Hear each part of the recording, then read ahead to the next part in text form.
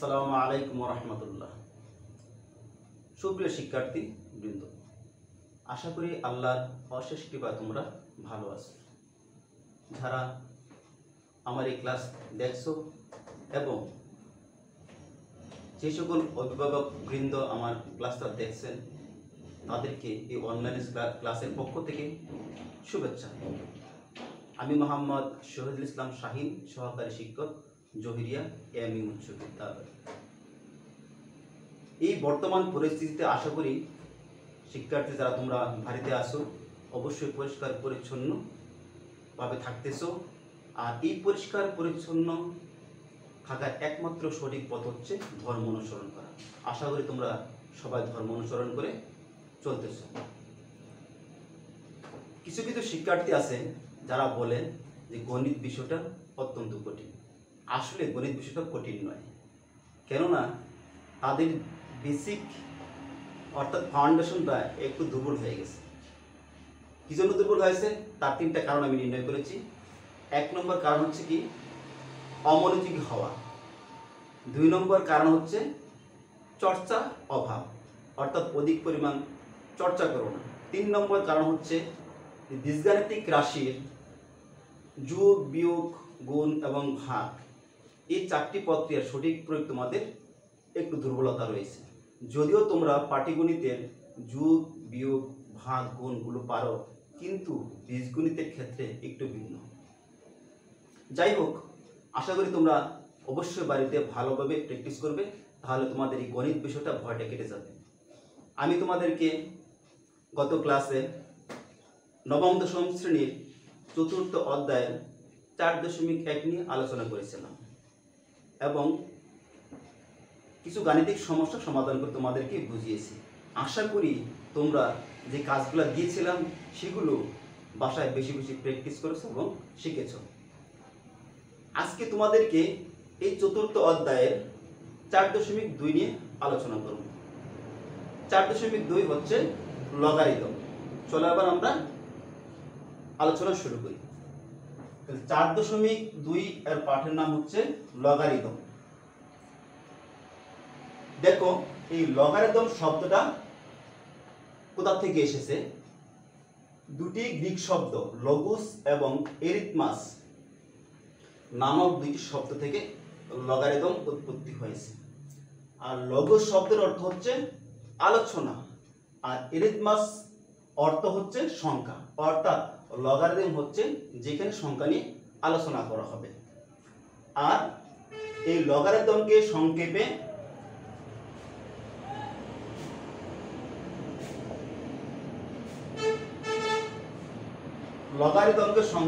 আমরা কি বলবো?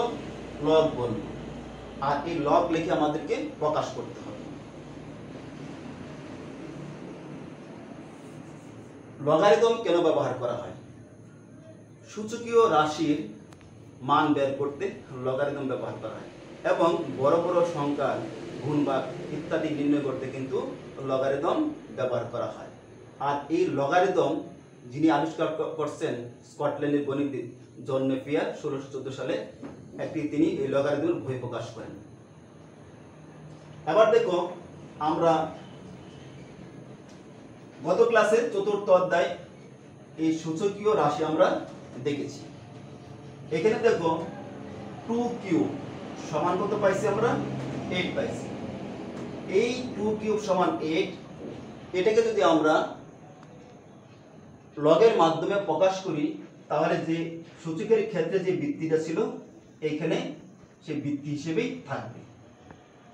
আর 2 কিউব সমান কত পেয়েছিলাম? আমরা 8 পেয়েছিলাম। আর 8 হবে এই বৃত্তির উপরে বসবে।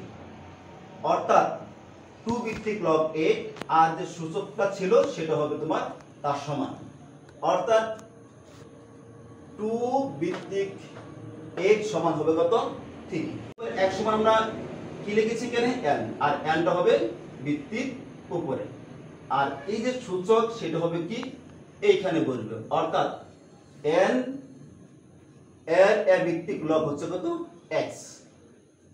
এখানে দেখো এ হচ্ছে বৃত্তি, আর এ পর x সমান কত ছিল? n, আর এই মানটা বসবে বৃত্তির উপরে এবং সূচকটা বসবে এখানে। এটা হলো তোমার সাধারণ নিয়মে প্রকাশ করতে হবে। তাহলে আমরা এখানে কি পাইলাম, a to the power x is equal two n। এটা যদি আমরা লগের মাধ্যমে প্রকাশ করি তাহলে আমরা কি পাবো, a ভিত্তিক log n is equal two x। যদি এই আকারে থাকে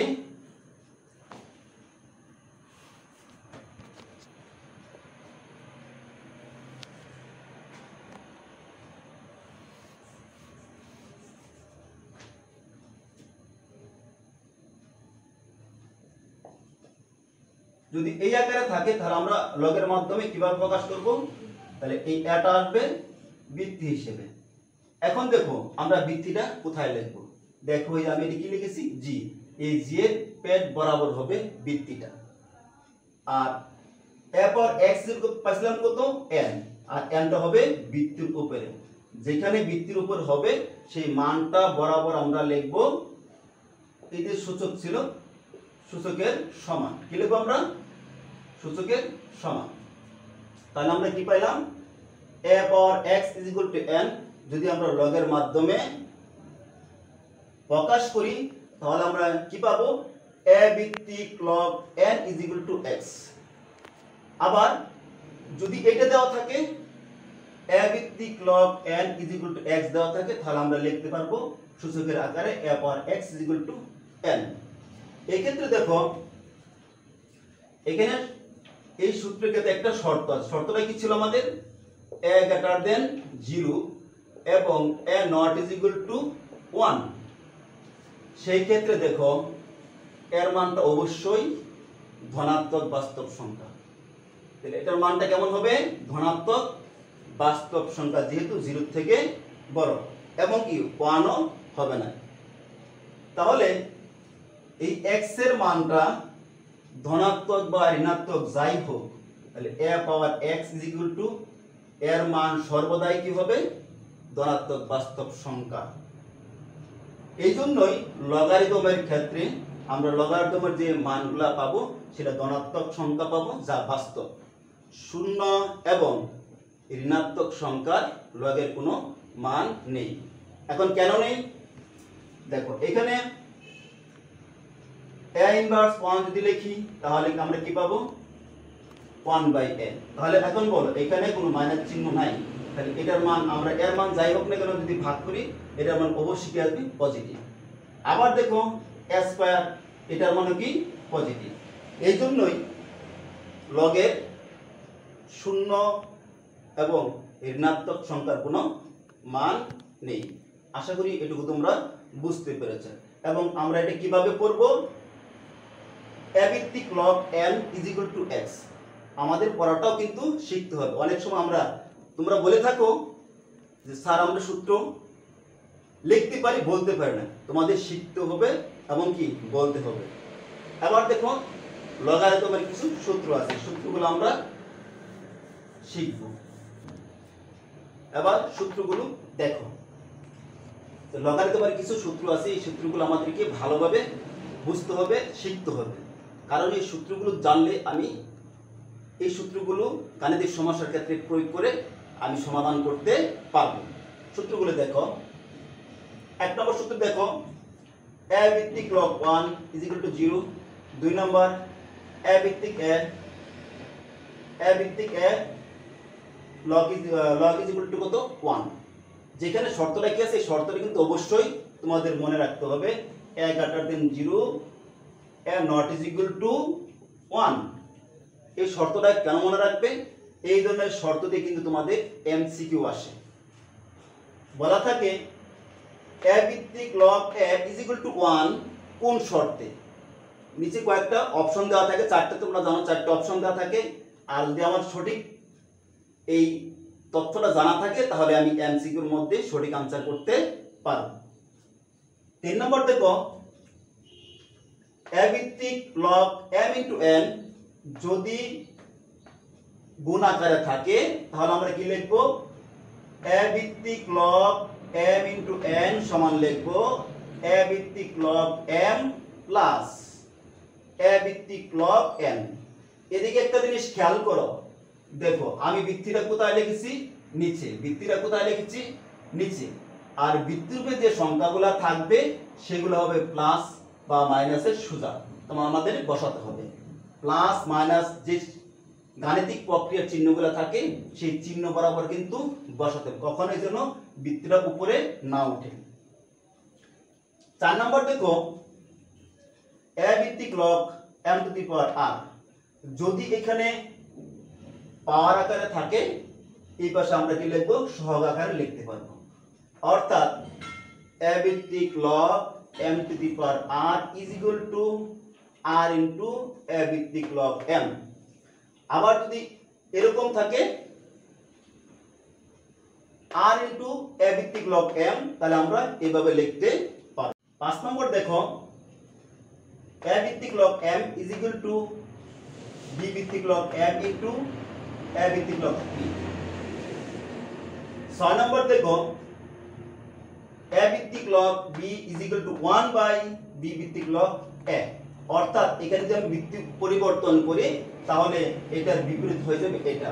অর্থাৎ এখানে ভিত্তিটা যদি এখানে নিয়ে আসি আর এই সংখ্যাটা যদি ভিত্তি জায়গায় নিয়ে আসি তাহলে কি হয়ে যাবে? বিপরীত হয়ে যাবে।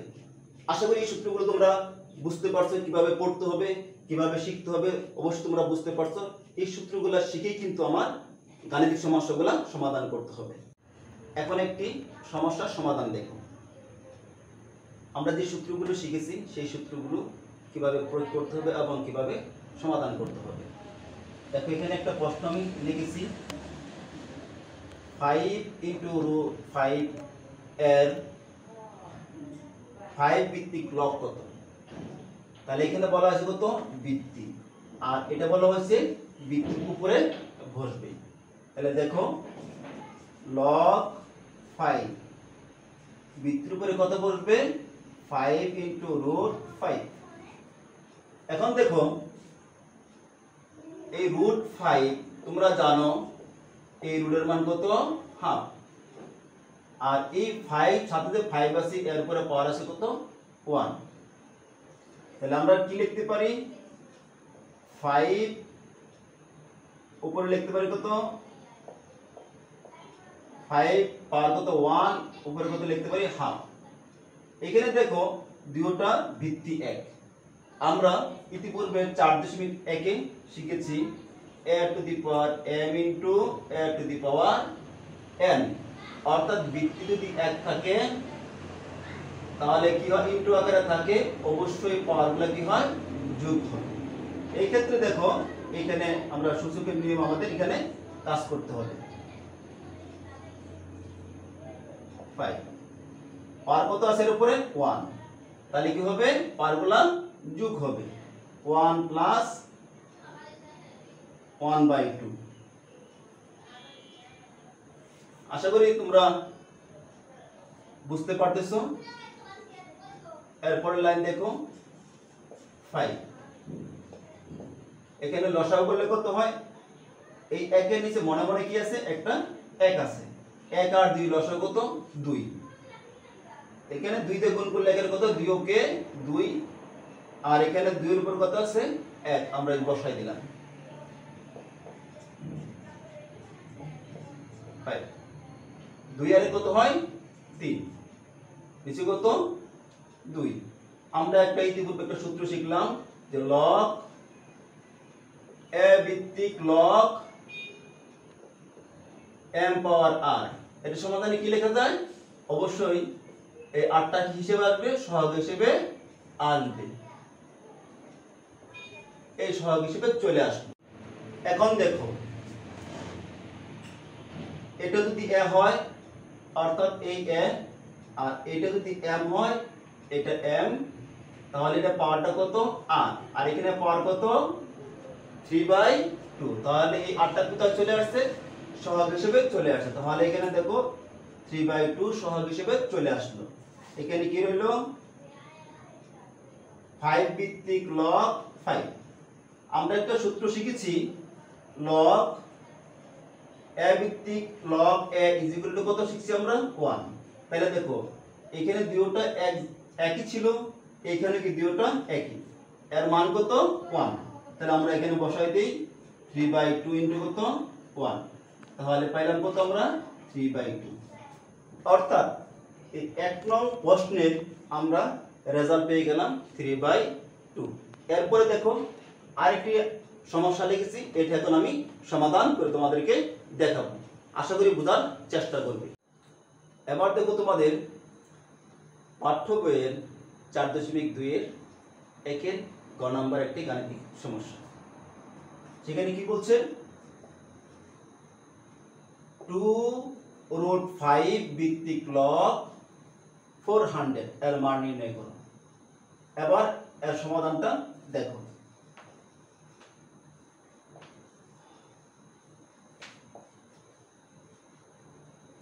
এখন দেখো এখানে ভিত্তি কত আছে, 2√5। এই ভিত্তি কিন্তু পরিবর্তন করা যাবে না, আমাদের যা কাজ করতে হবে এইখানে এই সংখ্যাটাকে ভেঙে আমাদেরকে 2√5 বানাতে হবে। এখন আমরা এটা কিভাবে বানাতে পারি দেখো, এই 400 কে আমরা ভাঙবো, অর্থাৎ মৌলিক উৎপাদকে বিশ্লেষণ করব। 2 দ্বারা ভাগ করলে কত পাই আমরা 200। আবার দেখো 2 দ্বারা ভাগ করো কত পাও 100। আবার 2 দ্বারা ভাগ করো 50। আবার 2 দ্বারা ভাগ করো 25। তাহলে এখানে কয় দেওয়া যায় 5 দেন, 5 5 25। তাহলে এখানে খেয়াল করো আমরা 2 কটা পেয়েছি, 1টা 2টা 3টা 4টা, অর্থাৎ 2 পাওয়ার 4। আর 5 পেয়েছি কয়টা 2টা, 5 স্কয়ার। তাহলে আমরা এখানে কি লিখতে পারি,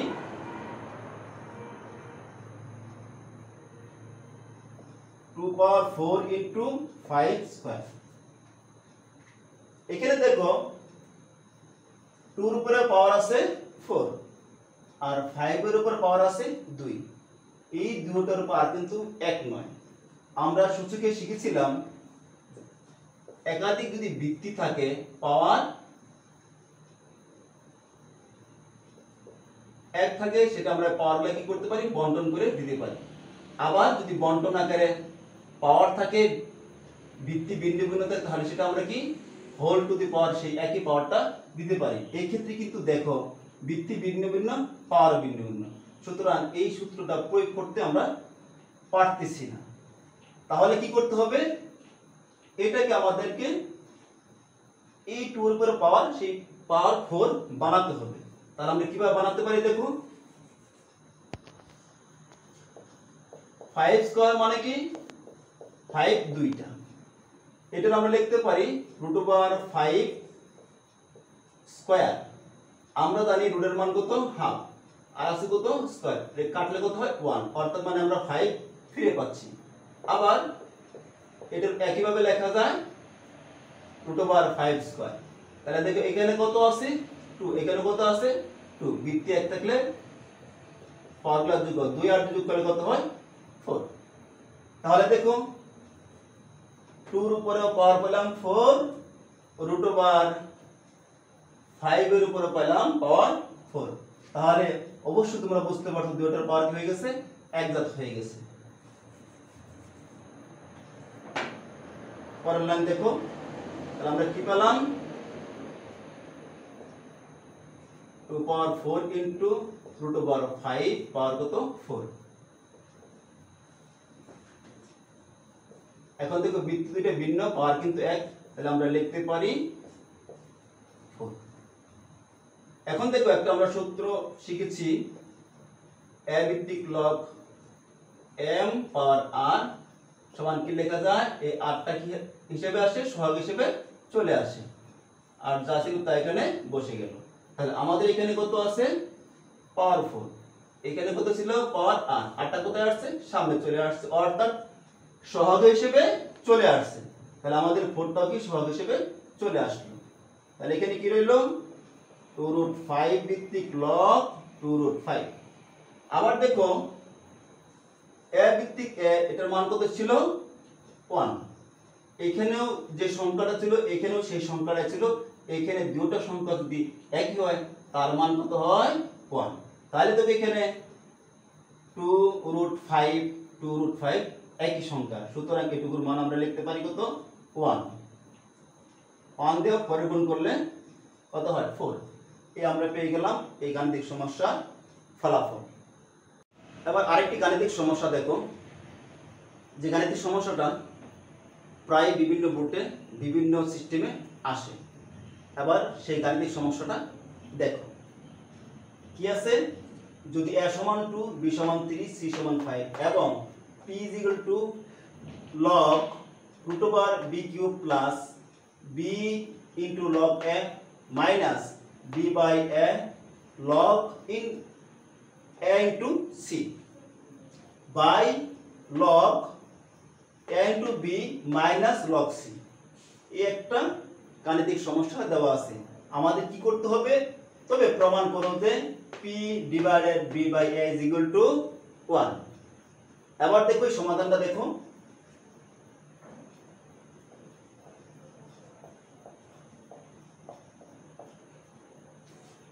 এবং শিক্ষার্থী বন্ধুরা তোমরা খাতা কলম নিয়ে আমার সাথে করতে পারো। দেওয়া আছে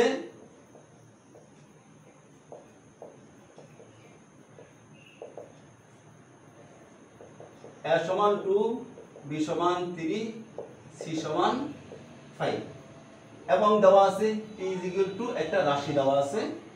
এটা আমরা এখন আগে সমাধান করব। এখানে p is equal to log √b cube plus b into log a minus b by a log a into c by log ab minus log c। এখন এই অংশটুকুর আগে আমরা মান বের করব। দেখো এখানে a b c এই তিনটা প্রতীকেরই মান দেওয়া আছে, এই মানগুলো আমরা এখন বসাবো। মানগুলো আমরা বসাই। √b এর মান কত দেখো, 3 কিউব প্লাস এখানে তো আছে কত b এর মান কত 3 লগ এর মান কত 2 মাইনাস এখানে কত আছে b বাই a অর্থাৎ 3/2 লগ এর মান কত আছে 2 ইনটু c এর মান কত 5 আমরা বসালাম। নিচে দেখো 2 ইনটু 3 বিয়োগ c এর মান কত 5, এই মানগুলো আমরা বসাই দিলাম।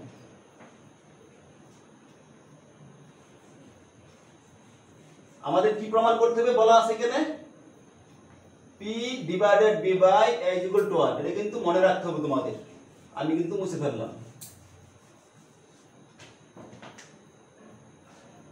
পরের লাইন দেখো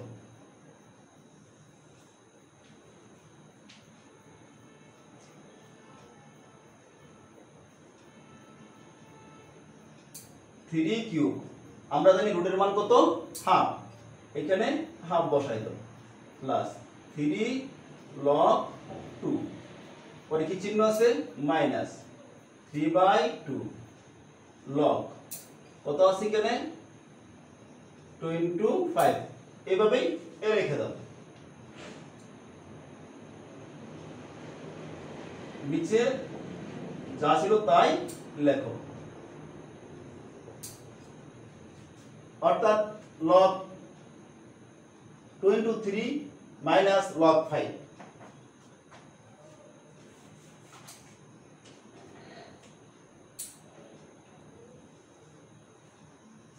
এবার পরের লাইন দেখো, আমরা সূচকে শিখেছিলাম a power m whole power n অর্থাৎ পাওয়ার পরে গুণ। তাহলে এখানে দেখো আছে পাওয়ার কত 3, তারপরে পাওয়ার কত আছে হাফ, অর্থাৎ 3 ইনটু হাফ গুণ করলে কত আসে 3/2।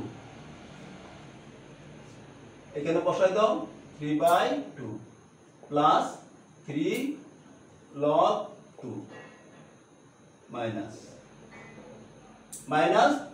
3/2। আমরা ইতিপূর্বে একটা সূত্র শিখেছি, সেটা শিখেছিলাম কি a ভিত্তিক লগ m ইনটু n সমান কি লেখা যায় লগ a ভিত্তিক m প্লাস লগ a ভিত্তিক n অর্থাৎ গুণ আকারে থাকলে আমরা কি লিখতে পারি যোগ আকারে লিখতে পারি। এখন দেখো এখানে কি আছে গুণ আকারে আছে log 2 প্লাস log 5 অনুরূপভাবে নিচে দেখো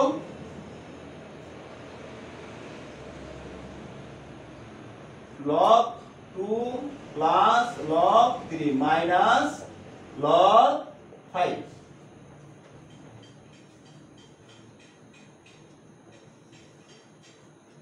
এখন দেখো আমরা একটা সূত্র শিখেছি a ভিত্তিক log m পাওয়ার r এই rটা কি হিসেবে আসে সহগ হিসেবে চলে আসে আর এইখানে a ভিত্তিক log m রয়ে গেল তাহলে এখানে দেখো পাওয়ার কত আছে 3/2 এটা কি হিসেবে আসবে সহগ হিসেবে চলে আসবে 3/2 log 3 প্লাস এখানে যা ছিল আমরা তাই লিখলাম এখানে দেখো 3/2 আছে এখানে একটা ব্র্যাকেট আছে আর এই যখন আমরা ব্র্যাকেট উঠিয়ে দিব তখন এই চিহ্ন দ্বারা এই চিহ্ন পরিবর্তন হয়ে যাবে তাহলে আমরা লিখতে পারি 3/2 log 2 মাইনাস এ প্লাস এ মাইনাস 3/2 log 5 নিচে যা ছিল আমরা তাই লিখলাম।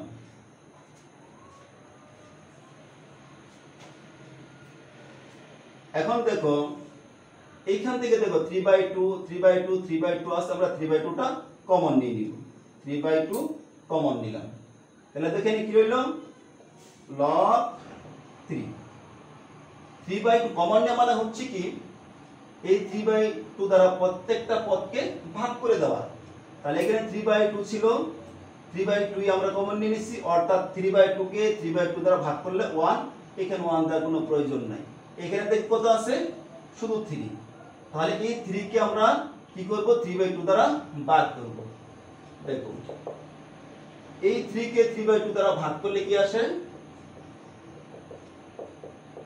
2/, এখানে ভাগ করলে এখানে ভগ্নাংশটা কি হয় বিপরীত ভগ্নাংশ হয়ে যায় তাহলে আমরা কেটে দিলাম 1 বিয়োগে 2 তাহলে এখানে এই 3 কে 3/2 দ্বারা ভাগ করলে আমরা কত পাইলাম 2 তাহলে আমরা এখানে কি লিখতে পারি 2 log 2 3/2 কমন চলে গেল রইল মাইনাস log 2 এখানে 3/2 কমন চলে গেল রইল মাইনাস log 5 নিচে যা ছিল আমরা তাই লিখলাম।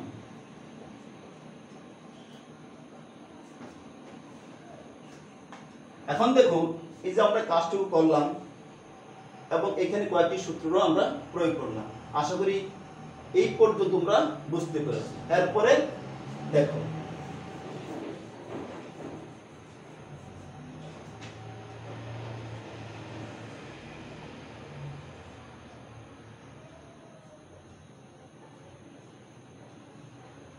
3/2 ইনটু log 3 এখানে দেখো একই সংখ্যা অর্থাৎ মানে 2 এখানে কত আছে 2 তাহলে এখানে log 2 আছে একটা আর এখানে আছে log 2 কয়টা দুইটা তাহলে log 2 দুইটা হচ্ছে প্লাসের আর log 2 হচ্ছে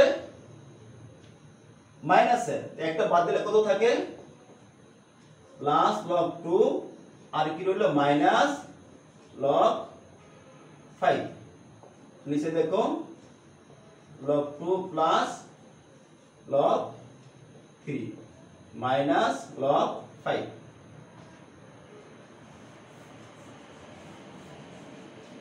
এখন খেয়াল করে দেখো নিচে কত আছে log 2 plus log 3 minus log 5 উপরে দেখো log 2 plus log 3 minus log 5 আমরা একটু সাজিয়ে লিখতে পারি অথবা এখানে কাটাকাটি করলেও হবে আর তোমরা যদি সাজিয়ে করতে চাও তো একটা লাইন তোমাদের কি বাড়াতে হবে, log 2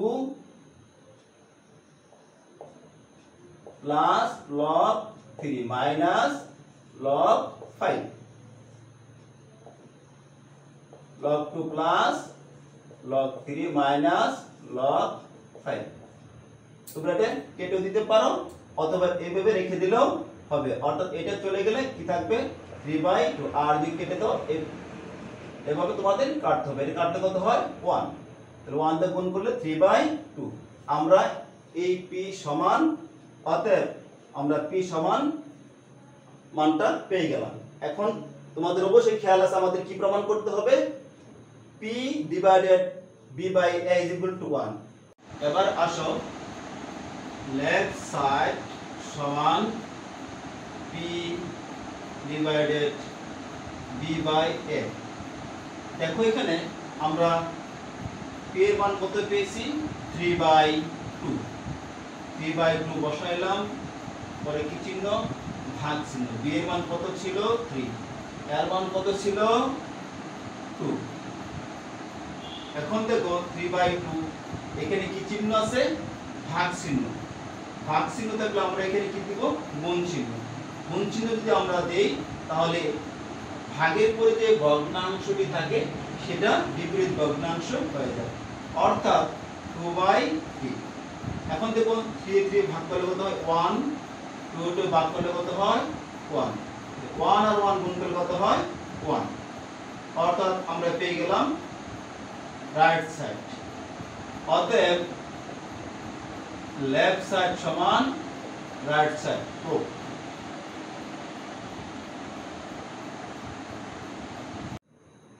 তোমাদের সাথে যে আলোচনাগুলো করলাম এবং যে গাণিতিক সমস্যাগুলো সমাধান করে দেখালাম, আশা করি তোমরা বুঝতে পেরেছো এবং সেগুলোর আলোকে তোমরা বাড়িতে, অর্থাৎ হোমওয়ার্ক তোমাদেরকে দিচ্ছি, সেগুলো বাড়িতে তোমরা অবশ্যই বেশি বেশি প্র্যাকটিস করবে এবং উদাহরণ সহ তোমাদের যে পাঠ্যবইয়ের উদাহরণ আছে সেগুলো বেশি বেশি করবে।